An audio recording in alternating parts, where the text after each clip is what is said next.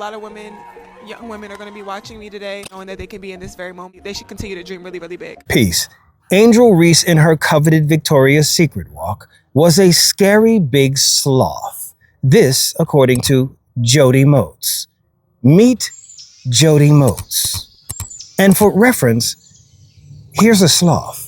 Recently, I've noticed, particularly in my comments, there's a trend of white people from certain oppressed demographics leveraging their identity to either derail or dismiss discussions of race and racism. I've previously talked about white neurodivergent racists who use their neurodivergence to excuse or explain away their racist behavior. There's also the white woman feminist who enters discussions about misogynoir only to call it straight misogyny and dismiss the racial dynamic altogether. But this time around, once again, it is fat phobia that is being used to derail a discussion about white women's racism. Me holding up a mirror to the racist white woman who called Angel Reese a sloth is just as bad, if not worse, than the racist white woman's racism towards Angel Reese. Mind you, Jody wasn't doxxed. Jody wasn't photoshopped, or there was no AI involved. The only thing I did, with no commentary whatsoever included, was share Jody's very public pictures that she proudly posted on her public account that she uses to bully and weaponize against black women. And that is what's triggering your two wrongs don't make a right body shaming accusation against me. But I digress. This is not the first time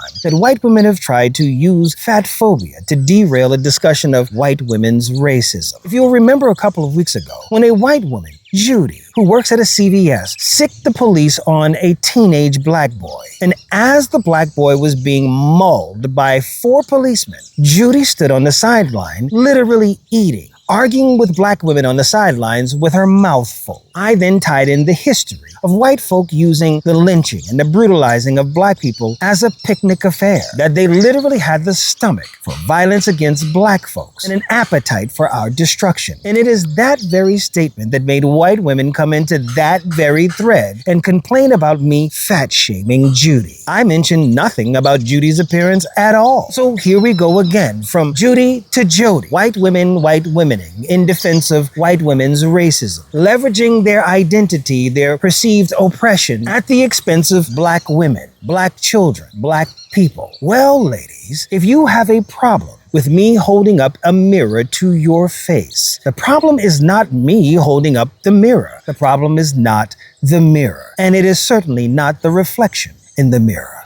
The problem is who and what is being reflected in the mirror. You. We out here.